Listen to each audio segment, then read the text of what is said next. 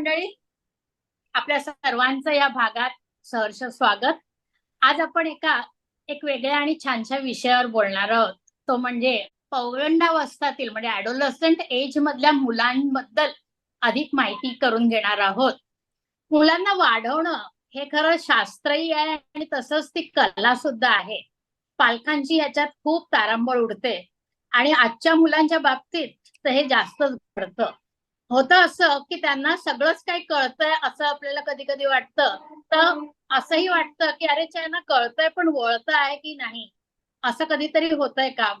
मुलांची योग्य प्रकारे वाढ होण्यासाठी आपण खूप झटतो आणि त्याच्यासाठी पालकांनी काही पथ्य पाळायची पण गरजेचं असतं का? मुलांमध्ये बऱ्याचदा आपल्याला वर्तणूक दोष दिसतात. तर हे काय असतात किंवा हे कसे ओळखायचे, त्याच्यावर काही उपाययोजना असतात का? विशेषतः पौगंडावस्था म्हणजे अडोलसंट एज जे आहे ते वयाच्या 11 नंतर सुरू होतं आणि त्याचे साधारणतः 3 स्टेजेस असतात. म्हणजे अगोदरचे सुरुवातीचा काळ म्हणजे आपण अगदी 11 वर्षाचं मूल झाल्यानंतर 14 वर्षापर्यंतचा साधारण काळ, 15व्या पासून तर 17व्या वर्षापर्यंतचा काळ आणि मग 18 ते 21 वर्षाचा.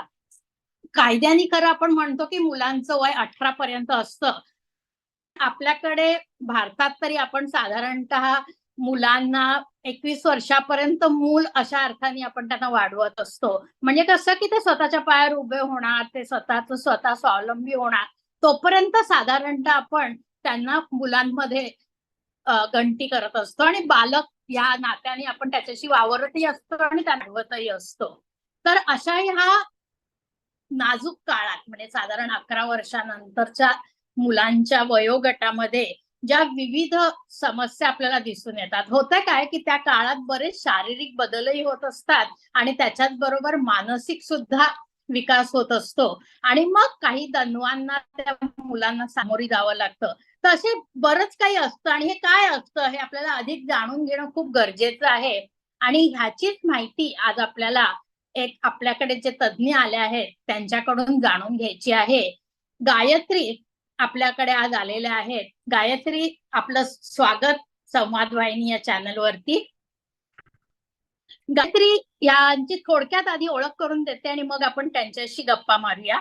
गायत्री ह्या साधारणतः 2 दशकांपासून म्हणजे जवळजवळ गेल्या 20 वर्षापासून मुलांच्या सोबत काम करत आहेत.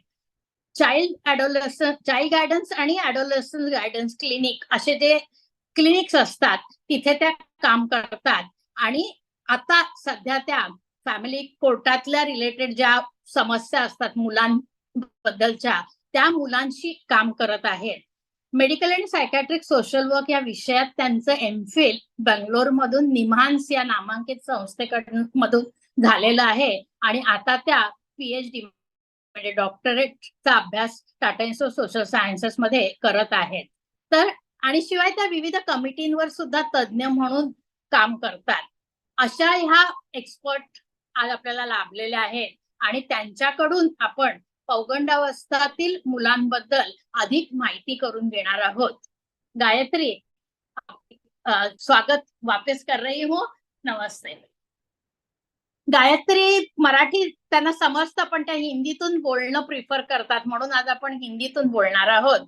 तर गायत्री, मैं आपको सबसे पहले ये पूछना चाहती हूँ कि एडोलेसेंट एज जो है वो कौन सी स्टेज है उम्र की और इस स्टेज की विशेषताएं क्या है?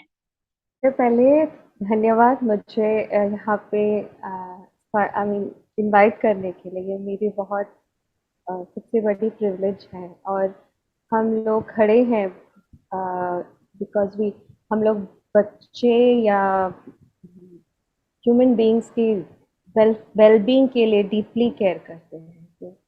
तो मैं आपके साथ शायद मेरी थोड़ी इनसाइट शेयर करने आई हूँ एंड थैंक यू मुझे यहाँ पे इन्वाइट करने के लिए। तो मैम, आपकी सबसे फर्स्ट क्वेश्चन जो है कि बच्चों की एडोलेसेंस की जो एज है कब से शुरू होता है, तो वर्ल्ड हेल्थ ऑर्गेनाइजेशन के अनुसार बच्चों के 10 साल के ऊपर है तो उस एज को 10 years एंड अबाव को एडोलेसेंट पीरियड माना जाता है। 10 to 18 years of age जो उम्र होता है, जो एज ग्रुप है, उसको एडोलेसेंट एज ग्रुप कहा जाता है। तो जैसे आपने शुरुआत किया है, क्योंकि ये जो 10 years के बाद जो दिमाग की शारीरिक विकसन जो होता है काफ़ी रैपिड होता है और बहुत सारे चेंजेस होते हैं, इसलिए ये एक बहुत यूनिक पीरियड है। बच्चों को एडोलेसेंट पीरियड में जिस तरह की मदद की ज़रूरत है, क्या वो मदद सही तरीके से मिल रहा है? हर कोई बच्चे का राइट होता है इस एज में इस तरह की, हर तरह की मानसिक और फिजिकल एनवायरनमेंट में जो सपोर्ट मिलनी चाहिए सब मिले, तभी उनका जो जो फुल पोटेंशियल होता है, उनकी जो पूरी तरह के विकास जो होते हैं, उनकी वेलबींग जो होते हैं, मिल सकता है। इसलिए ये एज बहुत बहुत नाजुक और मीनिंगफुल भी होती है। बच्चों में like for boys and girls के लिए ये थोड़ा फर्क रहता होगा ना? फ़र्क है, क्योंकि थोड़े जो फिजिकल डेवलपमेंट जो होते हैं गर्ल्स के थोड़े से आगे हैं, तो जो ग्रोथ हार्मोन्स जो होते हैं गर्ल्स में थोड़ा जल्दी डेवलप होते हैं और बॉयज़ में जो होते हैं थोड़े से लेट होते हैं। इस उम्र में वैसे क्या like what the parents should take proper care, और what are the things that to be noted by the parents कि ये उम्र के बच्चों के साथ ऐसे ऐसे बिहेव करना है या क्या नहीं करना है वैसे भी? तो मुझे लगता है सबसे पहले पेरेंट्स को इन्फॉर्मेशन होनी चाहिए, या हम सबको ये इन्फॉर्मेशन होना चाहिए कि जब हमारे डेवलपमेंट होते हैं या नॉर्मली हमारे दिमाग जो होते हैं उसकी डेवलपमेंट कैसे होता है। इट्स इम्पॉर्टेंट कि हम अपने दिमाग की जो विकासन जो होता है या दिमाग कैसे फंक्शन करता है एक सिंपल तरीके से जानना ज़रूरी है। इसलिए मेरे पास एक छोटी सी आइडिया है जो जो एक साइंटिस्ट ने हमें दिखाया है, वो है हम अपने हाथ को, अगर ये जो थंब जो दिख रहा है ना, अगर मैं उसको अंदर करूं और उसको बंद करूं, ये हमारे दिमाग के जैसा है। ये दिमाग के 3 हिस्से होते हैं। ये निचला चोट होता है दिमाग का, और ये जो होते हैं हमारे इमोशंस जो होते हैं roughly यहाँ पे मिडिल में होता है, और जो ऊपरी कक्ष होते हैं, तो ऊपरी कक्ष है हमारा थिंकिंग ब्रेन, या जहाँ पे हमारी सोच बूझ, हमारी लर्निंग, हमारी समझदारी, ये सब यहाँ पे होता है। और जो इमोशंस जो मैं बता रही थी, जो है हमें कोई समस्या हो तो हमें लगता है मुझे लड़ना है, तो मुझे गुस्सा आना, या मुझे डर होना, घबराहट होना, या मुझे लगता है मैं गुस्सा भी नहीं कर सकती, मैं कुछ कर भी नहीं पा रही हूँ, जो एक तरह की कुछ नम्बनेस फील करना, ये सब यहाँ पे होता है कोई भी समस्या खतरे में। और सबसे पहले हमारा निचला चोट यानी कि हमारा बॉडी कोई भी तनाव को पकड़ लेता है और बोलता है ये तो चलो मुझे ऐसा फील हो रहा है। जब हमें कोई खतरे में या तनाव में हमारे दिमाग कुछ ऐसे ऐसे हो जाता है, मतलब हमारा जो ऊपर की कक्ष है ना उसके नीचे के संपर्क से अलग हो जाता है। तो बच्चों के तनाव ठीक ऐसा ही होता है, और उनकी कोश जो होता है, ये थिंकिंग कॉर्टेक्स जो होता है, वो जैसे हमने बताया कि 20 years ऑफ एज होता है हमारे पूर्ण ब्रेन, 20-25 years होता है पूर्ण कॉर्टेक्स को डेवलप होने के लिए। उनके पास है निचले चोट, तो उनका गुस्सा, उनका घबराहट, या उनको कुछ नहीं कर पाना, ये सब ज़्यादातर होते हैं क्योंकि उनको तनाव खुद को कैसे संभालना है इतना समझ नहीं होता है, क्योंकि उनका ब्रेन की डेवलपमेंट वैसे हो रहा है। तो कैसे होगा जब एक अडल्ट या एक पेरेंट या कोई भी केयर गिवर कोई भी हो, उनको जब ऐसा होता है तो उनको देखना है, हाँ तुम्हें गुस्सा हो रहा है या तुम्हें घबराहट हो रही है। तब जब हम अपने एक इमोशन को नाम दो, तो हमारे जो थिंकिंग ब्रेन जो होते हैं, हमारे इमोशनल ब्रेन जो होती है, और निचला चोट साथ में होता है। दिस इज अ काम स्टेट। जब ऐसा हो तो हम पढ़ सकते हैं जैसे कोई भी सिचुएशन में, हाँ शायद मेरी मम्मी पापा सही थे, हाँ मुझे ये करना नहीं चाहिए। एक रिस्पॉन्सिबल चॉइस तब बन पाएंगे जब हमारे दिमाग हंसेगा। लेकिन काफ़ी बार बच्चों की ये जो इमोशंस होते हैं ना, हम समझ नहीं पाते। बट जब गुस्सा डिसरिस्पेक्टफुली बात करते हैं तो हमें भी गुस्सा आता है। और ऊंची आवाज़ जो जो झगड़े होते हैं, लाउड नॉइज, डिस्टर्बेंस जो भी होते हैं, तो कभी कभी बच्चों को उनकी जो जो जैसे मैंने बताया 3 पार्ट्स ऑफ देयर ब्रेन वो साथ में नहीं रहता है। तो जब हम भी ऐसे हैं, बच्चे भी ऐसे हैं, तो कैसे होगा पढ़ाई या उनका विकास? यहाँ पे है सही। तो अगर हमें बच्चों को हेल्प करना है, सबसे ज़रूरी है कि खुद को संभालना। क्या हम अपने इमोशंस को मैनेज कर पाते हैं, संभाल पाते हैं? उसके लिए खुद को, हमारी सेल्फ केयर, हमारे अपने खुद के लिए कोई भी समस्या में हम कैसे खड़े होते हैं, ये भी ज़रूरी है। जब बच्चों को हम एक आईना बनते हैं तो उनके वो लोग सुन के नहीं सीखते हैं, महसूस कर, एहसास से सीखते हैं। तो जब ऐसा होता है तो ही हम, आई थिंक इम्पॉर्टेंट है, खुद को पेरेंट्स संभालेंगे, उनको भी संभाल पाएंगे, तो आगे बढ़ पाएंगे। इसमें मुझे मेरा एक्सपीरियंस है। ओके। या सो ऐसे होता है कि भावना और वर्तणूक ये दो चीज समझ में आती है। वर्तणूक या तो बिहेवियर ऐसे होता है कि वो आउटली दिखाई देता है। भावना कभी कभी हमें पता नहीं चलता है कि बच्चे को क्या फील हो रहा है इस हिसाब से। तो आप ये भी अगर हमें बता देंगे कि कौन कौन से बिहेवियर से, यार तो वर्तणूक से हमें पता चले कि ये कुछ तो बच्चे को समस्या है या इससे कुछ अटेंशन देना जरूरी है। कुछ हद तक तो शायद नॉर्मल ही रहेगा, जैसे ये बदलाव आ रहा है उनके शारीरिक रूप से या मानसिक रूप से, तो कुछ हद तक भावना नॉर्मल ही रहेगी। लेकिन उसका कभी कभी सोकॉल्ड यानी कि प्रॉब्लमेटिक, या तो उसे हम अटेंशन देना चाहिए, ये हमें कैसे और कब पता चलेगा, या पेरेंट्स ने कैसे किस चीज के ऊपर ध्यान देना जरूरी है, ऐसे आप कहोगे? Thank you ma'am. तो जब कोई भी तनाव में हमारे अंदर वो शक्ति है, कभी कभी एग्जाम हो या कोई टेस्ट हो, कभी कभी स्ट्रेस्ड होता है, क्या ये मैं कर पाऊंगी, नहीं करूंगी कि नहीं। उसके बाद कुछ हद के बाद बच्चे खुद संभाल पाते हैं, या बच्चे या पेरेंट्स उसको संभाल पाते हैं, तो वो जैसे आपने बोला वो नॉर्मल स्ट्रेस है, नॉर्मल सिचुएशन है। लेकिन कभी कभी वो जो बच्चों के स्वभाव है या उनकी इमोशंस है जो अनहेल्दी है या अनहेल्पफुल है, वो बार बार पैटर्न की तरह आते हैं, तो शायद एक मानसिक स्वास्थ्य की कठिनाई हो सकता है। तो कैसे होता है? तो सबसे बड़ी मेरे सेंटर में जो रेफरल्स होते हैं, सबसे बड़े रीजंस लाते हैं कि उनको राइटिंग में तकलीफ होते हैं, पढ़ाई में तकलीफ होते हैं।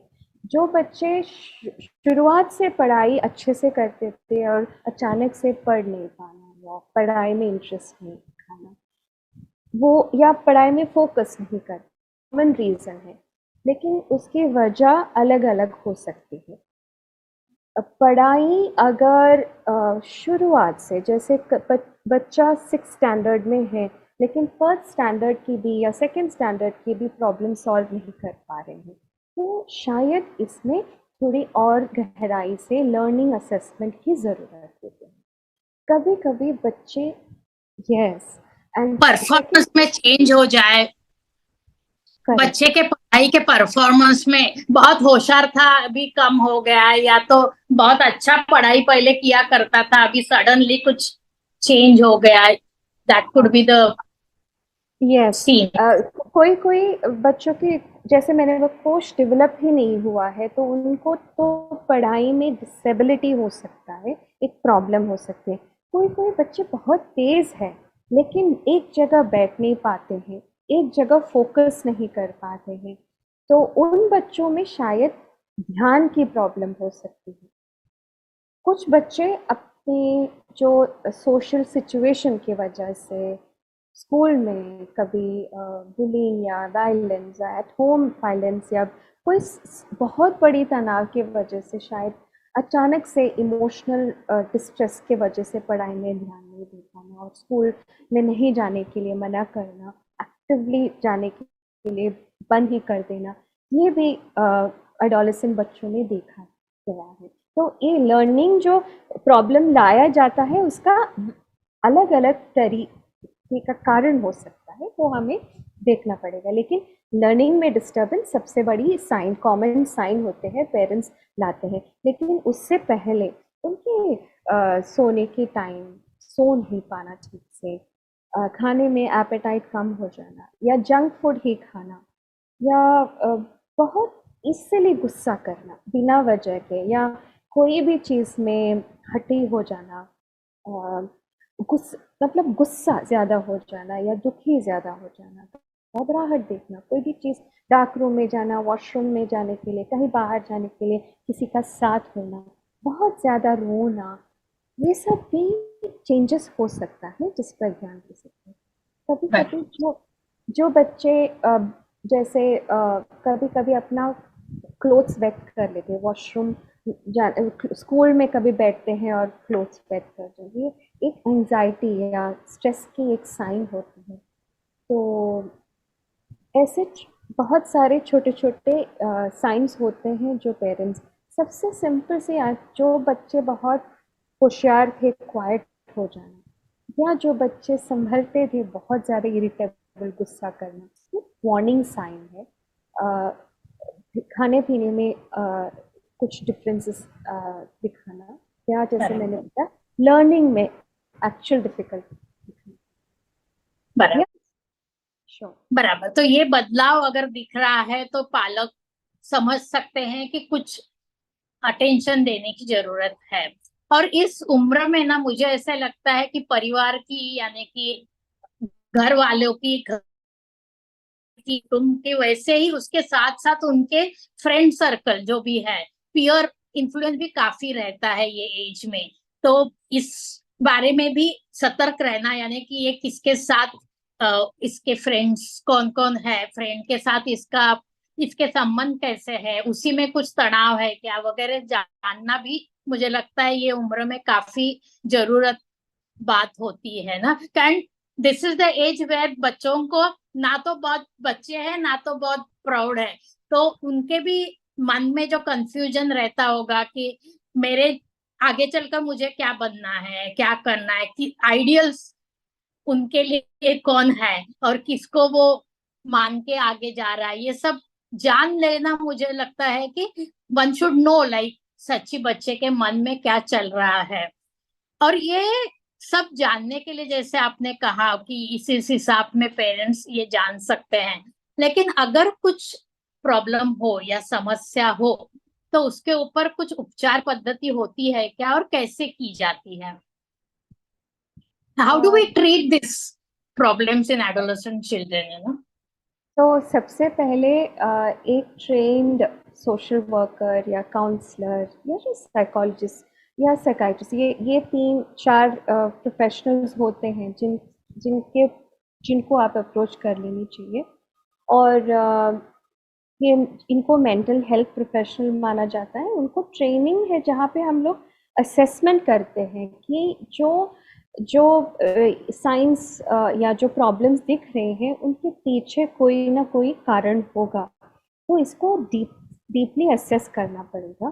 तो जो बच्चे अगर ऑन जैसे आपने बताया कोई नए रिस्क बिहेवियर्स दिखा रहे हैं, चुरा कोई चीज़ जो लेनी नहीं चाहिए बिना बता के कहीं से लेना या झूठ ज़्यादा बोलना या दोस्तों में बहुत ज़्यादा एग्रेशन दिखाना या कोई हाई रिस्क बिहेवियर्स दिखाना, ऑनलाइन एक्सेसिव स्क्रीन एडिक्शन या वो सब दिखा रहे हैं, तो सबसे इम्पोर्टेंट बात है, बच्चे ये कब करते हैं?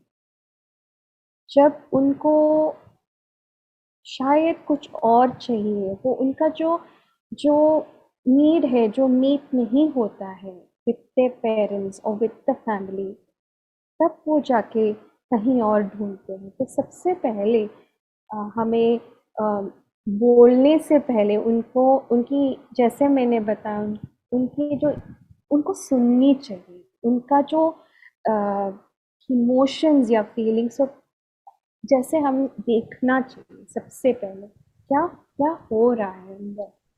तो उनको अगर वो स्पेस देंगे ना, तो देन वी हैव टू सी, अगर जो हाई रिस्क बिहेवियर्स जो आप बता रहे हैं कि unhealthy friendships, unhealthy behaviours outside home होते हैं, काफ़ी बार कॉम्प्लिकेटेड होता है। तो हमें अगर बच्चे कोई सब्सटेंस ट्राई कर रहे हैं या रिलेशनशिप्स में है, तो उसको हम यूजुअली वो एक नीड बन जाते हैं, तो उसको अचानक से निकालना नहीं, बहुत एक्सपर्ट ट्रीटमेंट की ज़रूरत ही है। तो there is no one answer, but मुझे एक ही बात बताना है, हमें गुस्से से नहीं, बहुत ज़्यादा कंपैशन से, बहुत काइंडनेस से, सतर्क से, like you said, be alert and careful with, अगर बच्चों को प्रॉब्लम शुरू हो गई है, we have to slow down, hurry up नहीं कर सकते। तो ये child and adolescent guidance clinic जो कहा जाता है, वहीं पे इसका उपचार किया जाता है, सही बात है ना? और ये उपचार पद्धति में बच्चे के साथ बात करके, रैपो बिल्डअप करके, अलग अलग माध्यमों से, यानी कि कभी कभी खेल के माध्यम से, कभी कभी ड्राइंग के माध्यम से, उनके मन में क्या चल रहा है वो देख के एज अ थेरापिस्ट आप उनसे काम करते हैं। बच्चों के साथ काम किया जाता है, पालक या उसके सिबलिंग्स होंगे, बच्चों के अगर भाई बहन होंगे तो उन्हीं के साथ भी शायद काम करना पड़ता होगा, या तो कभी कभी आपको होम विजिट्स भी करने पड़ते होंगे, घर का माहौल क्या है, घर पे क्या चल रहा है वो देखने के लिए। ये काफी बड़ा काम है, और इतने 20 साल से आप ये कर रहे हो, तो काफी बच्चों को आपने देखा भी होगा। और आपको लगता है कि इस तरह का काम करके बच्चों पे काफी असर होता है और बच्चे समस्या से बाहर आ सकते हैं? बिल्कुल मैम, हम सही टाइम पर, हम सब, हमारे अंदर, हम सबके अंदर आगे बढ़ने की, ग्रोथ ओरिएंटेड लाइफ में आगे बढ़ने की क्षमता है। और जब बच्चों में सही तरीके से उनकी थेरेपी, सही ट्रीटमेंट होते हैं, एक्सीलेंट आउटकम्स होते हैं, और बच्चे रिस्पॉन्सिबल चॉइसेस लेते हैं। और फैमिली काफ़ी बार बच्चों को जो साइंस एंड सिम्टम्स दिखाते हैं, actually it is a problem that is in the family. And when we जब फैमिली के साथ काम करते हैं ना, उनको जो प्रॉब्लम सॉल्व करने की चैलेंजेस थे, उनको एम्पावर करते हैं, तो बच्चों के प्रॉब्लम्स, एक्चुअली बच्चों के द्वारा ये झगड़ा कंटिन्यू करने की ज़रूरत नहीं पड़ती। सही बात है। तो रूट, एक्चुअली समस्या का कारण या तो रूट कुछ अलग जगह पे, बच्चे पे ना होते हुए बाहर जगह पे भी हो सकता है, जिस वजह से उनमें हमें प्रॉब्लम दिखाई देते हैं, वो हैंडल करने से भी ये सुझाव हो सकता है। और बच्चे के माध्यम से जब काम करते हैं तो कुटुंब, लाइक द परिवार, like the family also, it becomes N healthy atmosphere and a relationship, I think, that could be built up through the therapy. ये बहुत ही क्या बोले, चैलेंजिंग काम है डेफिनेटली। लाइक बच्चे को जान लेना, फिर उसके मन में क्या चल रहा है वो समझकर उसके ऊपर काम करना, ये बहुत जिक्र का काम है, यानी कि you need to do it persistently and regularly, then only one gets it. But good that ये सुनने को बहुत अच्छा लगा कि इस तरह से उपचार करने के बाद उससे अच्छे रिजल्ट भी मिलते हैं। एंड जनरली ये होता है ना कि एडल्ट होने के बाद अगर उसे कुछ प्रॉब्लम हो जाए, तो उसके रूट कॉज भी हमें उनके बचपन में या तो एडोलेसेंट एज में पाए जाते हैं। तो ये अगर वहीं पे हम लोग कुछ सुझाव कर ले तो आगे चलकर वो हेल्दी इंसान बन के अच्छी जिंदगी जी पाएगा। और इस हिसाब से जितना जल्दी हम उसके ऊपर असर लाइक इलाज करेंगे and get rid of those problem, because getting a problem is not a problem, लेकिन having knowing the problem and getting out of it is that one needs to do it. और और एक चीज मेरे मन में ऐसे आ रही थी कि आजकल के जमाने में you have a Google at your like hand tip, तो उसका अच्छा भी है, you get more information, but at the same time शायद ये उम्र में बच्चों को गलत इन्फॉर्मेशन गलत जगह से अगर मिल गई तो उसका गलत असर हो सकता है। सो बच्चे को क्या इन्फॉर्मेशन मिल रही है, कैसे मिल रही है, और उसके साथ अगर हम लोग कम्युनिकेशन रखें तो ओपनली वो बोलेगा भी कि मैंने ये देखा, इसका मतलब क्या है। ऐसे अगर ओपनली हम लोग बात करें तो उससे होने वाली हानि हम लोग अवॉइड कर सकते हैं। तो ये एक्सपोजर है ऐसे हम बोलते हैं, लेकिन उसका फायदा कर लेना जरूरी है। उसके तो everything has positive and negative like aspect. तो निगेटिव एस्पेक्ट अगर हम लोग कॉन्शियसली हम लोग उसके ऊपर काम करें तो शायद ये चीज का हम फायदा उठा सकते हैं और आज के बच्चों को ज्यादा अच्छी तरह से जिंदगी जीने को हम लोग मदद कर सकते हैं, ऐसे मुझे लगता है। अभी जाते जाते आखिरी मुझे यही पूछना है कि ये उम्र के बच्चों के जो घर वाले हैं, यानी कि माँ पिताजी है, केयर टेकर्स है, या उनके सिबलिंग्स वगैरह हैं, उनके लिए आप कुछ कहना चाहोगे? सबसे इम्पोर्टेंट चीज़ है एक दूसरे के लिए लगाव बरकरार रखने के लिए आप मेहनत करना पड़ेगा। एंड वही जो जो कनेक्शन, जो deep connection in the family, I think हम जन्म से लेकर जब तक हम हैं सबसे अहम चीज़ वही है।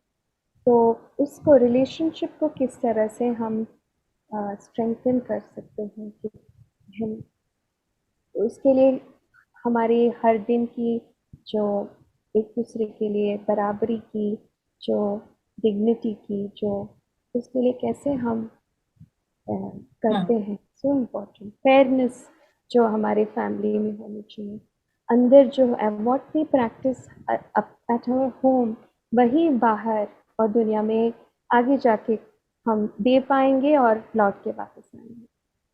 यही मेरे तो ये हेल्दी रिलेशनशिप हम लोग बिल्डअप करें और बच्चों को भी दिखाए कि इस तरह से हेल्दी रिलेशनशिप बिल्डअप की जा सकती है। बच्चों के साथ हम अच्छी तरह से हेल्दी रिलेशन रखेंगे। Healthy relation would mean that unbiased, unjudgmental, open communication and acceptance of as the child is, like ऐसे ना करे कि मेरे हिसाब से इसने ये करना चाहिए, उसके कैपेसिटी देख के हम लोग एक्सपेक्ट करें और उसको जिस एरिया में रुचि है डेवलप करने को प्रोत्साहित करें। ये सब चीजें से मुझे लगता है कि हेल्दी रिलेशनशिप बन सकती है और एक हेल्दी लाइफ उनको मिल सकती है। आपने यहाँ पे आके बहुत बहुत इम्पोर्टेंट चीजें बोली और बहुत एक्चुअली ना it's very complex but you try to make it so simple and it's very difficult to say those complex thing but you are try to do it in such a simple way. Really इतनी सिंपल भाषा में आपने बताया, क्योंकि I am not from science, पर मुझे भी वो सब कुछ एकदम ठीक से समझ में आ गया जो आपने समझाया वो। इट्स वेरी गुड, मतलब सिंपल लैंग्वेज में अच्छे से आपने समझाया। और एक बात बहुत इम्पोर्टेंट है कि बच्चे को हमें समझना चाहिए, ये जो इम्पोर्टेंस है, क्योंकि जनरली क्या होता है, कुछ भी हो जाए पेरेंट्स चिल्लाना चालू कर देते हैं, गुस्सा करना चालू करते हैं, तो वो बंद करना चाहिए। ये जो आपने बताया that is very important. Gayatri, ये चाइल्ड गाइडेंस क्लिनिक जो हम बोले वो बम्बई में या तो हर जगह पे होते हैं या बड़े हॉस्पिटल्स में होते हैं? जैसे कि मैं Tata institute of social sciences के एक प्रोजेक्ट है, वहाँ पे हमारा चाइल्ड गाइडेंस सेंटर है, टाटा इंस्टीट्यूट की प्रोजेक्ट है। काफी सारे इंडिविजुअल्स काम करते हैं, चाइल्ड हम्म काउंसलर्स, चाइल्ड सोशल वर्कर्स। बड़े बड़े हॉस्पिटल जैसे कि नायर हॉस्पिटल, साइन हॉस्पिटल, वहाँ पे भी चाइल्ड गाइडेंस यूनिट्स हैं। जनरली साइकेट्रिक डिपार्टमेंट्स में हर चाइल्ड गाइडेंस साइकेट्रिक है, डिपार्टमेंट ही है, बहुत बड़ा डिपार्टमेंट है जहाँ पे अलग अलग तरह के प्रोफेशनल साथ में काम करते thank you I just remembered in the sense that अगर किसी को जाना है तो हम कहाँ जाएं। और आपने बहुत अच्छे से हमें समझाया, उसके लिए बहुत बहुत बहुत शुक्रिया. Thank you very much. संवाद वाहिनीच्या प्रेक्षकांना विनंती की हा भाग आमचा शेअर करा, लाईक करा आणि चॅनल सबस्क्राईब केलेलं नसेल तर नक्की सबस्क्राईब करा.